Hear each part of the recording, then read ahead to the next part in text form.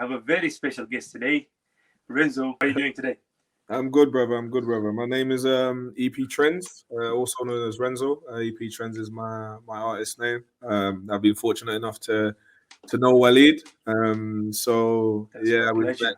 met under the most peculiar of circumstances, but we're here now, so it's a pleasure to be here and a pleasure to share my story. Thank you very much for accepting my invitation. We've been trying to get this done a long time ago. Even last 2 weeks we met, but we had some technical issues. Yeah. So Renzo, as he introduced himself, he is an artist. I'm not gonna say musician. Can you talk me through how did you start this journey? I think music's always been something I've been interested in. I've always had a voice for music. Thinking about when I was in Cameroon, I was in the choir at the age of 5, so it's always been something that has always been in me. And I've always thought music is a form of expression, and it brings me some sort of joy. Even when I was kind of younger, I always thought I'd go on X Factor or something like that. But I'd say my journey really started when I was in university, and obviously I started writing a couple of songs, but I never wanted to really pursue it until I went to a studio with one of my friends. I did a song with him. I did essentially a feature, and one of the producers said, you've definitely got a talent and you should really hone in. I mean, I think that's when I kind of believed in myself, and I kind of started taking it a little bit more, not, I wouldn't say seriously, but I kind of did music. And for me, it was kind of a form of expression for me. And I'd say I got into it. It was always something I knew it was one of my talents, but it wasn't something I discovered as being something I could, Just to make you guys aware of that, he's got so many talents. This is one of them. I'll bring you back to the childhood. You said that it started from Cameroon. Can you talk me through that? I think, growing up in Cameroon, which I was obviously born there, I came here when I was 6. So a lot of my childhood, I've been exposed to a lot of things. I can probably remember a lot of, things that have happened. And music and especially in the African community is always seen as a form of uplifting. When you're in a period of down, it's a spiritual connection. Even from, if you think about it in terms of slavery and obviously the transatlantic slave trade, music has always been a form of freeing themselves, communication and telling a story. And I think that's where it kind of stems from. A lot of my family are very much musical orientated. When you go to church, when I used to go to church, there was a lot of singing, praising God. And that's kind of where, music has always been like an outlet. Whenever someone's going through a bad time, music's always seen as an outlet to raise spirits. And I think music has that ability to change the way people feel. Okay. So referring to what I just mentioned, that you have so many talents, I am aware that you used to play football in early age, and you're really good at it. Yeah. Why did you put that aside and fully focus on music right now? I think, one thing I had to be honest with myself is I'd say I did athletics as well. So we'll start with athletics kind of ties into it. So athletics, I'd say if I took athletics seriously, I really would have gone far. I probably would have made it pro if I'm being honest. I was really in my county. Just for the viewers, what do you mean by athletics? Is it Olympic games like so sprinting sprinting, 100-meter, 200-meter. Okay. I was definitely one of the fastest, and I'd been scouted a few times, but even for triple jump. But it wasn't something, what I learned is it never appealed to me, and it wasn't something I enjoyed. It never gave me a sense of, enjoyment. And I think that's what it was for me. I didn't enjoy it, so I never pursued it. With football, I'd say it was different. I enjoyed football, but I didn't love football. I was more in love with the lifestyle that it could probably bring. And it was the image. So I could never say I loved football. When I was asked to, go for a run, work on my game, that's never something I would have done. So, and I think when I realized, I used to say to my mom, she killed my dream, this, that. But when I look at it holistically, from a broader point of view, I can definitely see it was a lot of, me. And a lot of it, when you are doing something, a lot of onus is on you. And, there's only so much people can do for you. You've got to do a lot more for yourself. And I didn't want to do a lot for me. And when I hit the age of about 17, I kind of, you kind of have to make a decision. I've got to think about what's realistic and what I enjoy. So from there, I kind of left football and went to music, to university, and through university allowed me to discover music. It's always been something that's hidden, but I think it allowed me to say, okay, it's possible, because once I'd put in my mind that it was a possibility, it was then, creating and creating the environment for me to be creating a conducive environment to me to get to that stage. Okay, I can tell that you are more interested into basketball rather than football. I can see your stories on Instagram. Keep it up, man. Sport is very, very healthy. It helps you actually to write your music as well. Can you tell me what inspired you to be fully in music? Like, what actually made you dedicated? Like, now, music is something that I see myself in, and I am aware that you write your own music. Talk to me through that. So for me, when I started to take music seriously is when I realized, in life, you get one chance. And sometimes in life, you kind of dibble and dabble and put your eggs in one basket, I'd say. So when I was in uni, I did a bit of trading, but I couldn't tell you why I stopped. Do you know what I mean? I was looking at Amazon FBA, couldn't tell you why I stopped. There's things where I started and I never stopped. And I stopped for some reason, even coding. But one thing I always understood is that I have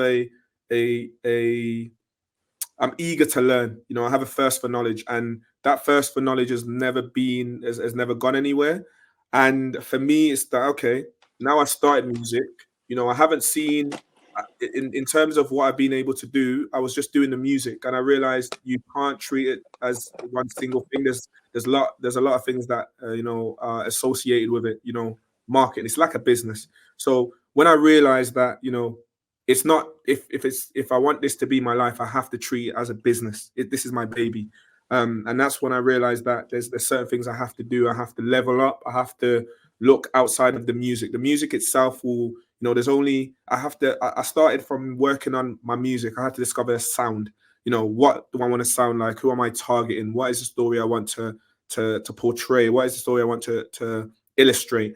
And I think a lot of my inspiration comes from my life. I think life has taught me a lot of things. And I think through my growth, I've been able to show my, how my life has gone through my music. Because if you go from, where I started, you can see the gradual improvement. And in terms of everything that's happened in my life, for example, the song, Life was made at a time where I was going through a tough moment, and it came very naturally.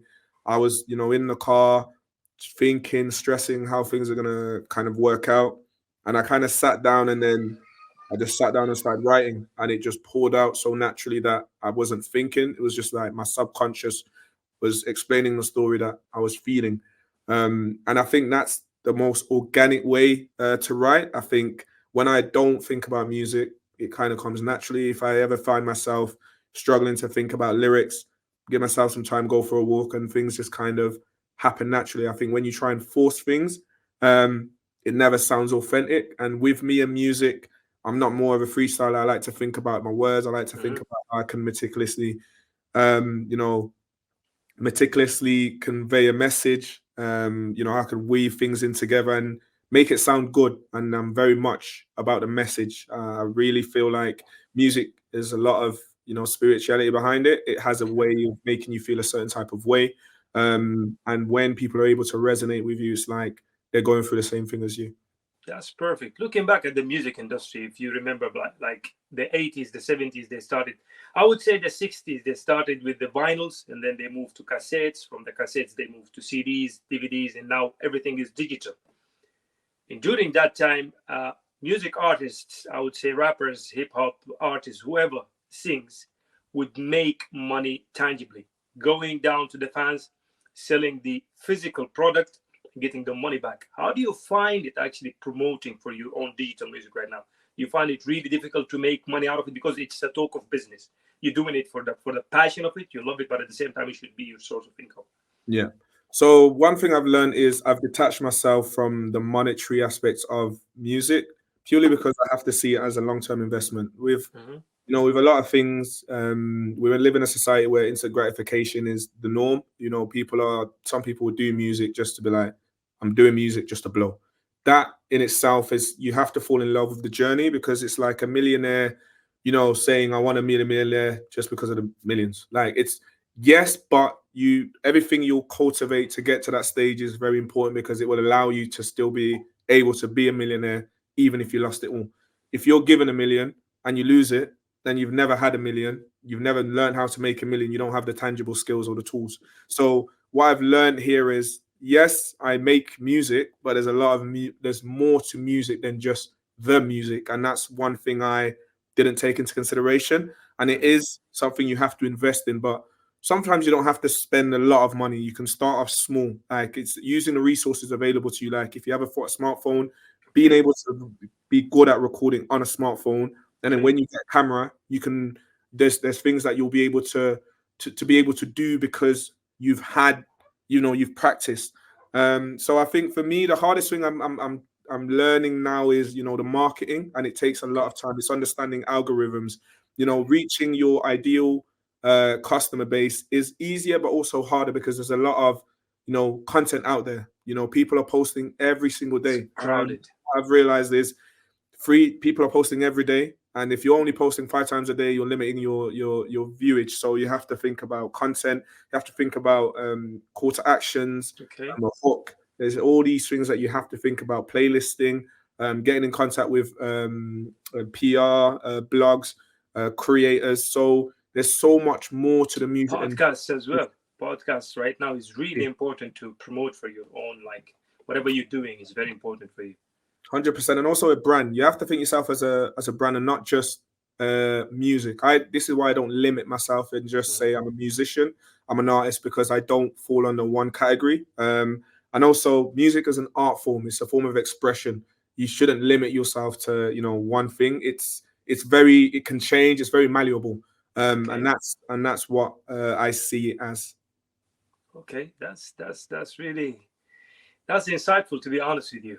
There are so many details that I wanted to talk to you about, but I'm gonna make it brief. Like, for someone who's just starting music, people always think if you want to start something, you have to have the best products, you have to have the right setup, you have to have the right team. Like, is it about starting small and getting big, or it's about waiting for the right moment to come? There's never a right moment. There is never a right moment, because when you wait, the more you wait and think about things, there's doubt. So when you want to do something, like, shall I do it?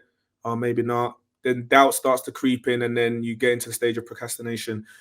I think even with business, you just start, because once you start, you're in motion. I think when you're in motion is when you're going to learn things are going to go wrong, but you learn, because it's all part of the path you need to get to your desired destination. Even if you that failure was necessary, because it's part of the path you've got to take. So I think starting is always important.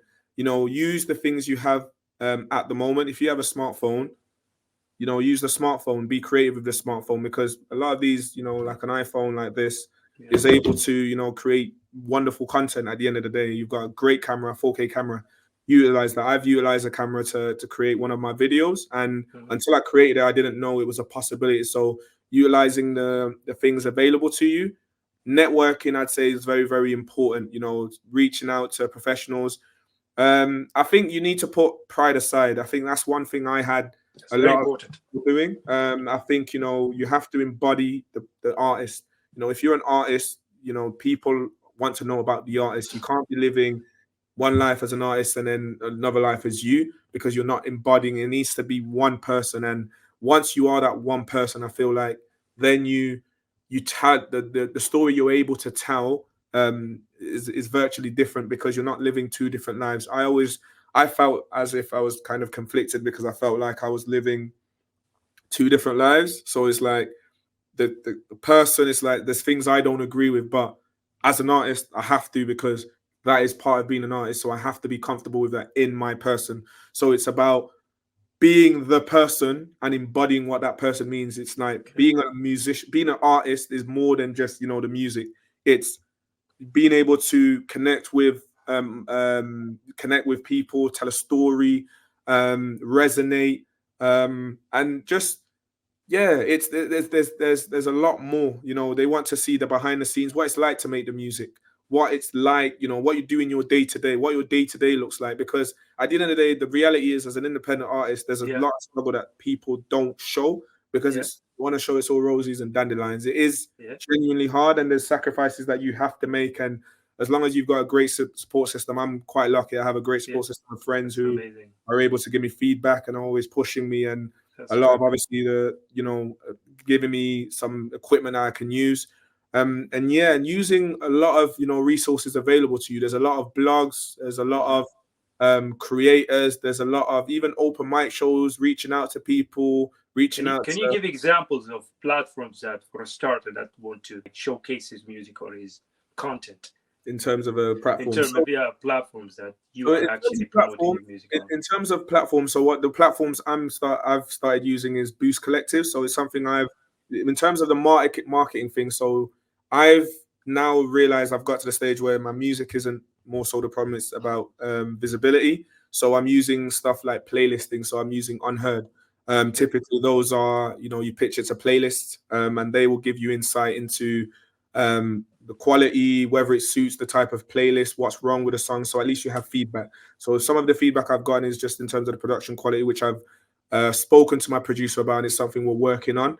But at least, the hardest thing as an artist is understanding what's wrong with your music. Why is it not getting to where it needs to be?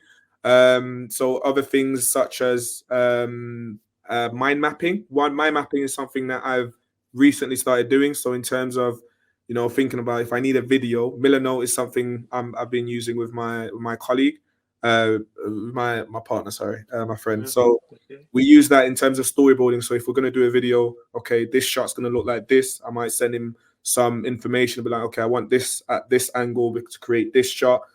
This story, I want this one. So at least we know where everything is. And I think planning is very, very essential. You have to treat it as a business. I don't have normal FaceTime calls with my friends anymore. It's more so it's booked in. If it needs to be moved. Yeah, you did that with me as well. I can reach out only via calendar. Yeah, so I respect that. Yeah, put it in the calendar, because you have to treat it as a business. Like, if you are serious about, your art, your craft, or whatever it is, you have to treat it seriously. And once you treat it with that level of seriousness, you're able to get into a mindset of, okay, it's no longer a game. I have to plan this. So a lot of content planning, will plan the content. I will say, okay, this is the deadline for this. I need this by this date. We'll reconvene at this day. We've got to do some market research. So a lot of me, I'd say, do a lot of market research. So Unheard is great for playlisting. Boost Collective is good for overall playlisting. They're a bit better in my eyes, because you obviously send them the campaign, and then those guys will find playlists which suit that, and it helps you grow organically and get some followers. One thing I've learned as well, my distribution is Ditto, and they sometimes have industry events. So, they might reach out to you, send you that. And it's good to go to these industry events, because you network and meet people that you might not ever meet.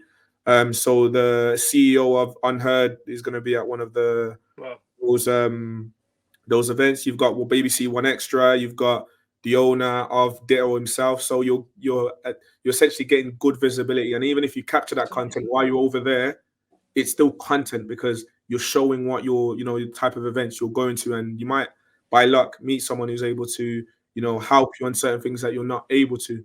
And one thing I'd say is, you have to be willing to learn. Like, you can't do everything yourself as an independent artist. I'd say you have to have at least a team, because the art aspect, a lot of it is on you, but there's going to be so many things that you feel like you're bogged down because you want to do everything yourself. You're not going to fail. You will fail doing it. You'll feel because it. You can't. Yeah, you'll fail. 100%. There's only so much you can do. And that's the beauty of content creation, to be honest with you. It's learning. You mentioned that. It's learning. As much as you're dropping content, as much as you learn more and get exposed about other platforms, you network, you manage your time. And this is something that I wanted to highlight, is time management, but you already covered it. Listening to your music doesn't give me the vibe of UK or British music. How did you pick that sound? Why did you okay, this is my music. This is the way that I'm going to drop it. I'm not going to copy anybody. Like, how did you start that? Well, I think my sound, I have a lot of influence in terms of music. I've always, my first language is first and foremost French. Cameroon is a predominantly French speaking country, and percent is English. So my first language is French. So I listen to a lot of French music and I listen to English music and American music. But for me, drill has never been like my forte. I could easily say, but it's not music and it's not a message I want to convey because it's not the life I live and it's not something I agree with. Like, obviously, everyone has their, Yeah. what they've got to do, and it's life. But it's not something a message I want to portray. My music, sound comes a lot more from American. I fell in love with the melodic aspects of music. Conveying a message, giving an uplifting feeling. Sometimes I do write, sad music, but it's a reflection of how I'm feeling at the time. Sometimes I might write music that my friend might be going through something, and he might say I'm going through something, or I might, I'm trying to get this girl back and I might write a song. But a lot of it is, wholesome music. I want to, express my voice. I'm more of a singer than a rapper. So rapping is something that doesn't come naturally to me, whereas singing is easy. If I listen to a beat, if I listen to a melody, I'll hum and then fill in the lines. Whereas my pen game is something I feel like I need to work on. So my music is inspired through who I am. I'm a very much, expressive person. I've got quite a big personality, if everyone knows that. If I'm comfortable around you, I'd say I emit a lot of good energy, and that's what I want to portray. I understand that people, especially through hard times, there's a lot of things that you can't make sense of things, and music is something that has a lot, can bring you up. Because when I listen to music, sometimes it does make me feel some type of way. When I listen to drill music, I used to listen to drill music when I was, going to play football. It put me in the mindset, I'm going to war. Like, this is, do you know what I mean? And music has a way of making you feel that way. And I feel my music is melodical. And it's about explaining through what I'm going through life. And I just want to bring a sense of happiness to the world. And I think that's what my music is. That's perfect. I want to touch down on the team and the support system that you have in place. Do you think it's something important as an individual to start a project? Can you give me your take on that? I think having a support system is integral, because not only, as human beings, if your mentality is important, but I think also your support system. If you believe in yourself, but everyone else is doubting you, some people might take that. Myself, I'd take that as a positive, because you're doubting me, I'm gonna have to do way better just to prove you wrong. But when you have like a family that's behind you, keep going.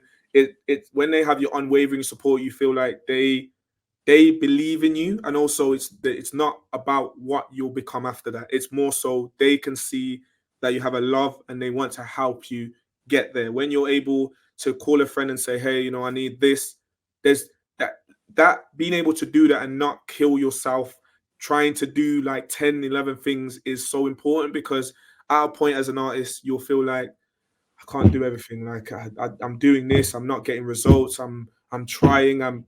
It's so important to have people around you like, yo, keep going. Because sometimes it's like I've probably done something. I'm like, no, it's not. It's like, no, I keep going. Like, sometimes you do need that, because you feel like you're doing everything on your own and you feel like you're in it on your own. And having people around there to say, keep going, is so integral. Because as human beings, we're not meant to be alone. We're community orientated. We thrive off being around people. So when you have a community behind you, it's like the community is pushing you. So you're not just doing it for you. You feel like you're doing it for the community as well. And you're doing it out of the wholeness of your heart. And you're all doing it through love. They're doing it because they love you.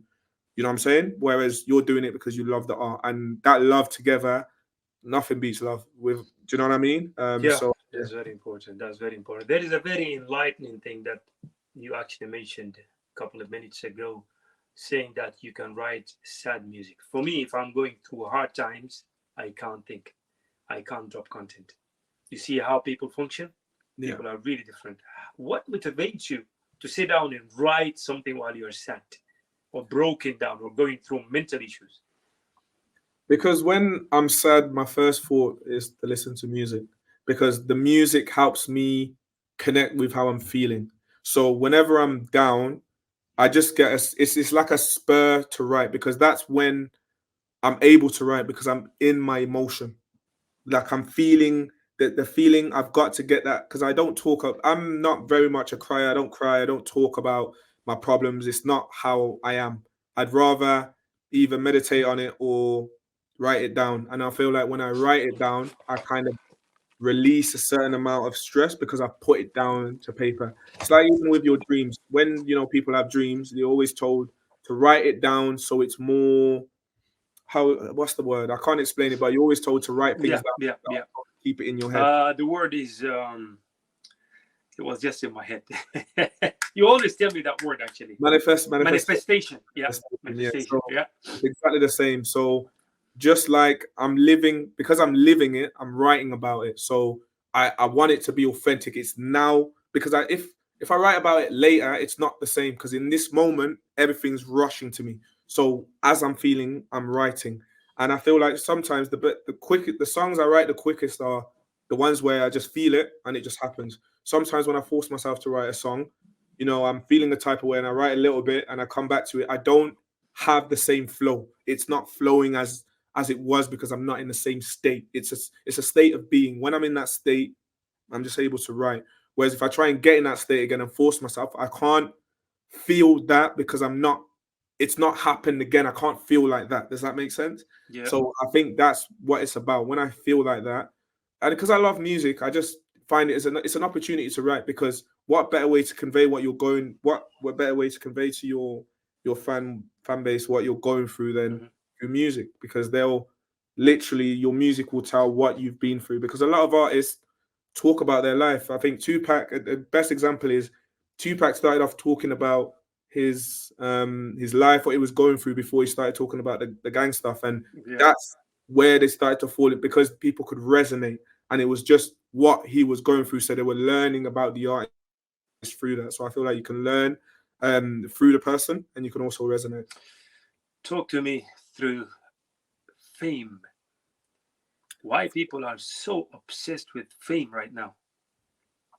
People are just up to being like going viral for no reason.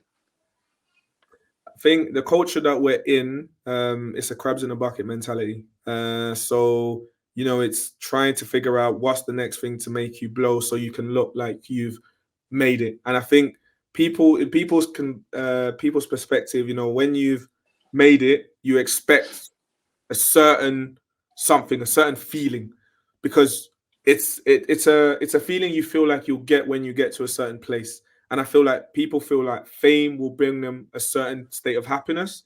But if you speak to a lot of people who are, famous, they don't like fame because of the negative connotations it has. No privacy at all. No privacy. They feel like their life's always infiltrated. When they do something, you're judged on a different pedestal to everyone else, but you're human.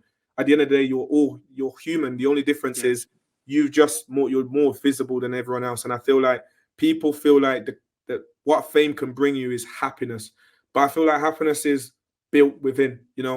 I've learned now that I've put less contingency. My happiness is less contingent on money, things of a fiscal nature. I don't really, spend. Like, my relationship with money has changed because I've learned that money is no more than a tool. A tool to get you where you need to get to. You shouldn't see it as a means to it. You shouldn't see it as an end, as a means to an end. Do you know what I mean? You should see it as a way to get to your end. So money comes and goes. I don't have if I lose money now, I'll be fine, because money will always come back. If you're in debt, you're not dead. Like, if you die, they'll only wipe the debt. They'll wipe the debt and they'll carry on. It's the mindset, how you go through it and stand up again. Yeah. And I think people are living in a scarcity mindset, in a place where, like, oh my God, I've got to make it. If I don't, and fame, I've got to go viral, because nothing else is making sense. But what they're not understanding is you want to cultivate, to get to a stage, because if you haven't cultivated and you just blow, okay, how are you going to maintain that fame? What is it you're famous? Thank you so much. Thank you so much. Have you done everything you needed to in beforehand? So as example would be an artist, like, if you blow off TikTok quickly, okay, you've blown now. You're viral. Meaning it's a moment. Yeah, it's a moment. People will forget about you. Another one will come. The same thing. But they won't. They will only forget if, say, for example, you don't have the catalog. If you haven't created a catalog to the point where you could get signed by a label, they'll be like, okay, we're only giving you this because this is how much leverage you have.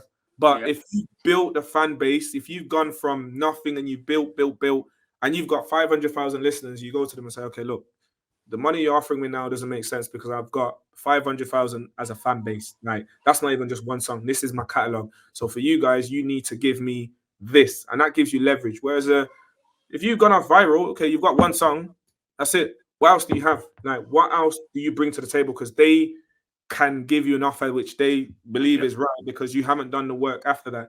And also, if you don't have a fan base that naturally messes with you and you haven't gone, if you've gone viral, it's just the spur of the moment. They might just like that song, but not your catalog. A lot of it.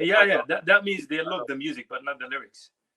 Yes, but also, yes, 100%. And it's an in the moment thing because once that trend dies down, when are they going back to your catalog? That's it. That's it. To be honest with you, I asked you this question for a purpose, because once you become famous, you need to be humble, because you're gonna be an idol to someone, and the way you carry yourself is gonna affect you when it comes to business.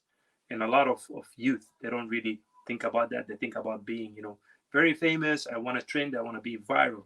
They don't take advantage of the viral moment that they're in, because once you're viral, believe me, it brings you a lot of opportunities. Me and you are salesperson. We look at opportunities always. I wish this generation, whenever they go viral, they make use out of it and flip money, because it seems to me like they're just enjoying the spotlight. This is something that, to be honest, you as my friend, when you become famous, you're already famous to me. Just remain humble, my brother. Remain humble. Tell me, what's your manifestation about your projects in the future? Where do you see your content in 5 years from now?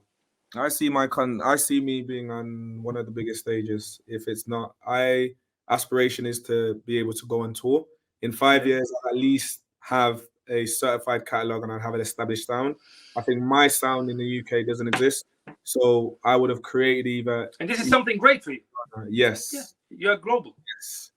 So I would have either created a genre. And for me, music will allow me...